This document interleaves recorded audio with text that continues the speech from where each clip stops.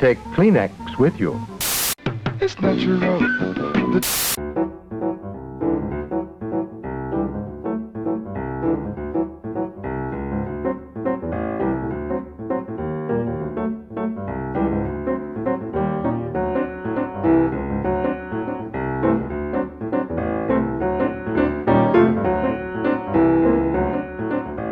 So one of the things we've tried to show in this exhibition, highlighting the Goldsholl's work, is how their experimental work, their personal projects informed their commercial work. So Morton Goldsholl, when he first started out, he had aspirations to be an artist, but for practical reasons, he ended up going into commercial design. The Goldsholls worked in the period of early television. They're also working in Chicago, which at the time, in the 1950s, was considered the Hollywood of industrial and educational filmmaking. And so the Goldsholls are really interested in being a part of that particular industry and inspired by that industry. And in part inspired because they wanted to make films that were better and more interesting than what was being churned out by that industry at the time. Their very first film is this exploration of light at night. They're photographing car lights to get this real sensibility of the kind of built environment or the sort of commercial environment that people are moving through. I think there was a lot of experimentation in what they were doing.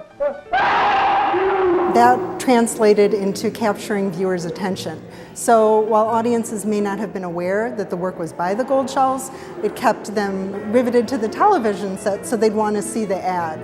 And I think that also had an effect in the industry, and people became aware that when they worked with Goldsholls, they would get something that was innovative and fresh and would capture people's attention. So I think that's where their impact lies. The Goldsholls work with companies like Kimberly-Clark, they work with Motorola, they work with Vienna Beef. And these were really important clients to them, and I think they did quite a bit for the brands for all three of these companies. For Motorola, they designed the logo that is still in use today. Martin Senior was a very early client for Morton Goldsholl and a really important client for him. The way that we buy paint today was developed and kind of designed by the Goldshолls. They thought of putting color at the end of a swatch so that you could match it to fabric, you could match it to other wall colors.